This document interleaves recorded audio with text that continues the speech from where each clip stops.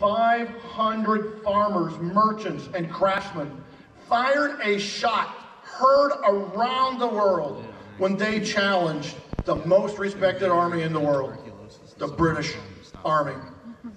After that engagement, the British fell back to Boston. Our ragtag, poorly organized army pursued them and besieged them in Boston. Our Continental Congress asked George Washington to stand up, take command of that army. George Washington wrote a letter to his wife, and in that letter he wrote Martha that he did not feel up to the task and had not sought the post, but felt, quote, "It was utterly out of my power to refuse," unquote. Through the disastrous defeats at the battles of Long Island and Brandywine, through the miserable winter at Morristown, the awful winter at Valley Forge, by sheer force of will, George Washington kept that army together. For 8 years he commanded that army. Commanded it until the British realized this was a fight they could not win. When the war was over, many came to George Washington and told him this young country was not ready for independence, freedom, democracy, liberties. No, we were too young. George Washington, you should crown yourself king. George Washington refused. He resigned his military commission and he went home to his beloved Mount Vernon. But our young country wasn't done with George Washington. We needed him. We needed him to preside over the convention that wrote our Constitution. And then he went home to his beloved Mount Vernon. And yet again, his country called upon him to be our first president. And then he went home to his beloved Mount Vernon. George Washington may have been best described by Henry Whitehorse Lee when he wrote, "First in war, first in peace, first in the hearts of his countrymen." In 1803, Thomas Jefferson sent James Monroe to France, wanted him to negotiate the purchase of the city of New Orleans. But instead, the French offered us the entire Louisiana territory. That's more than 800,000 square miles. New Orleans up the Mississippi River, up the Missouri River, to the Rockies and beyond. All of that for only $15 million. But Thomas Jefferson questioned its constitutionality. You see, Thomas Jefferson had always believed in a very strict interpretation of the Constitution. In 1803, Jefferson wrote, "The general government has no powers but such as the Constitution gives it." Now, Article 4 of the Constitution does allow for the addition of new states. Says nothing about acquiring new lands from foreign countries. In order for the Louisiana Purchase to be completed, Thomas Jefferson had to compromise one of his most sacred political beliefs. Years later, Thomas Jefferson called the Louisiana Purchase a great achievement. Thomas Jefferson doubled the size of our country.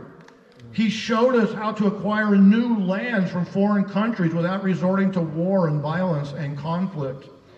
In 1810, Jefferson wrote, "It is incumbent on those who accept great charges to risk themselves on great occasions."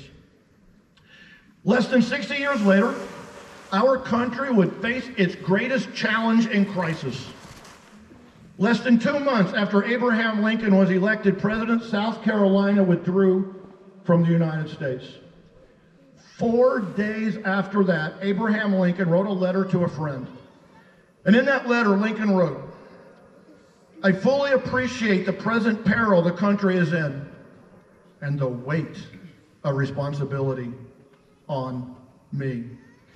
Through the disastrous defeats at the battles of Bull Run, Wilson's Creek, Fredericksburg, Second Manassas, Chancellorsville, Chickamauga, through the bloody stalemates at Shiloh, Stones River, Wilderness, the costly victories of Antietam and Gettysburg. Lincoln stood firm. During the darkest hours of the American Civil War, Abraham Lincoln had the moral courage to begin the process of freeing our nation's slaves. In 1864, it was obvious that the North was going to win the American Civil War, and our country elected Lincoln to his second term as president. In 1865, when he took the stage to give his second inaugural address, historians today consider it one of the greatest inaugural speeches ever given in our country's history. In that speech, Lincoln said, "With malice towards none, with charity for all, with firmness in the right as God gives us to see the right, let us strive on to finish the work we are in, to bind up the nation's wounds." The years after the American Civil War, the Industrial Revolution completely changed our country. By the year 1900, we were the leading industrial power in the world. The Industrial Revolution totally changed the ethnic composition of our cities. It redistributed our nation's wealth. It even changed the landscape itself. But this new America, our economy, was dominated and controlled by a few very rich people called robber barons and their business trusts. Our political system was dominated by political bosses and their political machines. The middle class, the working class, the less privileged had very little power in this new America. But the working class was getting organized. Unions. Reform movements were sweeping across the country. These unions and reform movements were on a collision course with the robber barons and the political bosses. Strikes, violence, demonstrations broke out across our country. Many, including Theodore Roosevelt, thought our country was headed for a second Civil War. Theodore Roosevelt felt it was his moral obligation to help this country avoid such a conflict. In 1903, Roosevelt said it very simply, very quickly, when he said, "All I want is a square deal for every man." When Theodore Roosevelt became governor of New York, he abolished child labor, limited hours for women workers, reformed the state's civil service system, increased teachers' salaries, created new state parks and new state forest preserves. When he became President of the United States, his foreign policy included the Great White Fleet, the Panama Canal, and he even won the Nobel Peace Prize for helping end the Russo-Japanese War. His domestic policy took on the robber barons and actually broke many of their trusts. He was constantly lobbying Congress for labor reform. He doubled the size of your national park system. He added millions of acres to your national forest system. His impact was so great to the presidency, many historians today refer to him as our first modern president.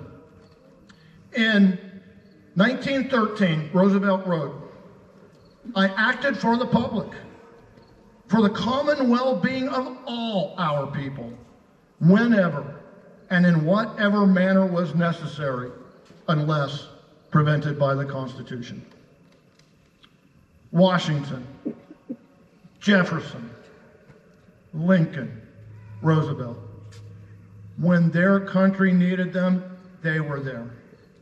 So in conclusion, as President Kennedy said, and so my fellow Americans, ask not what your country can do for you.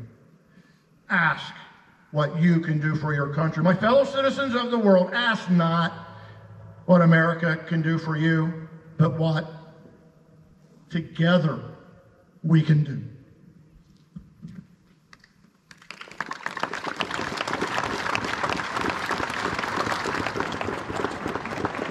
Ladies and gentlemen, please rise and join in singing America's national anthem. Oh, say